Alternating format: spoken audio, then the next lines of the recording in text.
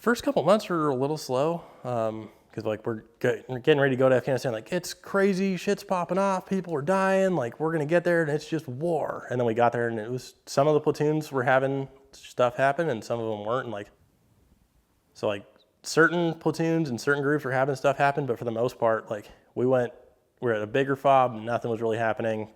I went to a smaller fob and like they would shoot at the walls, or like if you were up on the wall, they'd shoot at you a little bit, but we weren't really going out on a lot of patrols. It was nothing super high intensity those first few months.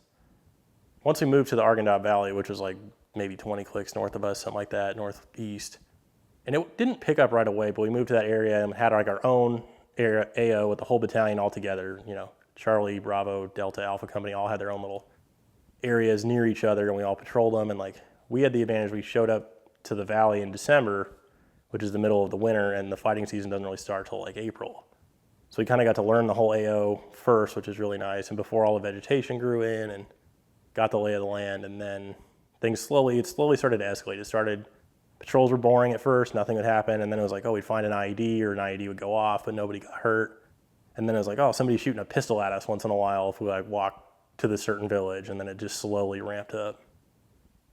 The first one that I was in was, I forget how it initially started, but a squad was out on a patrol, they got into contact, and then they called for backup, so the QRF, Quick Reaction Force, went out. They got tied up trying to help, so then we kept sending more and more squads to help out. At some point, I wound up going out with the mortar squad to help. So we had just moved back down to Cop Nolan after being at the company headquarters for a little while. Moved back down there and like, grab your shit, we gotta go help these guys. And we go out, company commander was out there. It turned into like most of Charlie Company was out there for this one eventually. And Adam Kennedy, K-Fed, stepped on an IED at one point that was buried too deep, so it blew up, knocked him down, covered him in dirt, but he ended up being mostly okay. And we were like, oh shit, K-Fed just died. And we go running over and he's like, I'm good. I just shit my pants, but I'm good.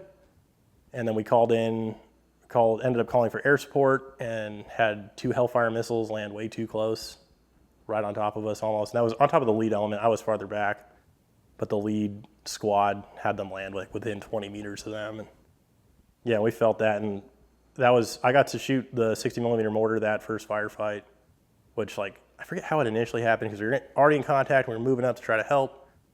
And then it had slowed down a little bit, and then it started to pop off again. And I was dumb and hadn't been in a firefight yet, didn't know what to do, and like jumped across this creek with the mortar and like into an open field and started setting up. My squad leader's like, what the fuck are you doing? I like grab around, and then somebody saw me and started shooting at me. I was like, oh, dove down and crawled back to where we were behind cover. I was like, that was a bad idea. And then the commander's like, Calhoun, right there, that tree line, like they're shooting from there. And it's like, all right, put a couple rounds in there. He's like, all right, good job. We had 2 Kennedys. We called him Air Force Kennedy because he had served in the Air Force initially and had then joined the Army. So we always had to differentiate when there's guys with two guys with the same last name. So we had K-Fed and Air Force Kennedy. And there's another guy with him, Ryan McIntosh. And that was not long after that first firefight. It was another kind of the same situation. One squad went out. I think they found an IED or they hit an IED. Another squad went out, found an IED. Suddenly all the Charlie companies out there because more QRF, we're all in contact. And turns into a big, long, all-day firefight, all the Charlie companies out there. And at first they're like, we're gonna stay here a couple days. Like we're spending the night, and then it's like, nah, we're in a bad position, not really secure, we don't have a lot of ammo, we're gonna pull back. And so eventually the 2nd platoon goes back north to their cop, 3rd platoon, 1st platoon are moving back to our cop. Big old movement, and it's dark at this point. I think Reedy's team was the last team, I wanna say, I'm not 100% sure, but we're all moving and, stop, security halts once in a while, check, see what's going on, listen. And at one point, we got up to move, and one of Reedy's guys got the signal to move, but the rest of them didn't see it, didn't hear it, didn't notice. So we kept moving back, got back to the cop, we're counting everybody in, and it's like, we're short. We're missing guys. And it's like, where's Reedy? And it's like, that was the one we initially, because we knew him the best. Like, where's Reedy? Where's Reedy's guys? And it's like, check the bathrooms, check the truck. Like, we're looking everywhere in a tiny little outpost. I mean, there's nowhere to hide on this tiny little outpost, and we're looking everywhere. And it's, check the bathroom. Well, they're not in the bathroom. Check again.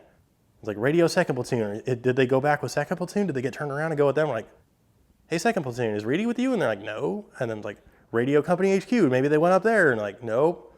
But then they're also trying to keep this on the down low. Like, don't let battalion know. Like, so Battalion's like, what's going on down there, Charlie Company? It seems a little tense. I'm like, it's fine, we're all good. But it's like, where the fuck is Reedy? It's like, he's outside the wire. Oh, we have guys outside the wire in Taliban country. We got to get him back. And it's like, do we send out another patrol? Do we wait? And it's like, well, Reedy's a good soldier. He's been a team leader out here. He knows the area. It's like, he can get them back. He knows where to go. Like, but if they get into contact, it's only 3 guys. Like, they're not going to be able to fight their way out. And then luckily, I think one of Reedy's guys had like one parachute flare for his grenade launcher and launched that. And we saw it come up because it's fully dark now. We're like, oh, they're out there. Okay, like that's where they are. They'll start moving back. And then a bunch of the guys started shooting off parachute flares and stuff to try to like illuminate the path for them, which they had night vision. It seemed a little silly to me. I was like, well, this is only helping the Taliban who don't have the night vision. I'm sure Reedy and them can see without the flares. And then Battalion again, it's like, hey, Charlie Company, why are you shooting off all these flares? Like, what's going on down there? I'm like, nothing, it's all good. We're just shooting off flares. It's fine. And then luckily, they made it back and they're okay. And nothing too serious came of it. We all laugh about it now. We tease Reedy about getting left behind. And then the next day, it was like, the big guidance was like, all right, everybody needs to have 3 days worth of food and water for every patrol, because what if you get stranded or left behind? And it was like, well, that's a lot of food and water, along with all your ammo, all your other crap. It's like we live, work, are deployed in a agricultural valley, the heart of agriculture for Afghanistan. It's like, I can see bringing 3 days worth of water because the water's not safe to drink, but it's like, if you starve to death in a valley full of food, you're an idiot. Like, you don't need to bring food with you. We are literally patrolling through fields full of fruit and vegetables all day, every day. So pretty quickly that one got axed. It was like, all right, we can't do that.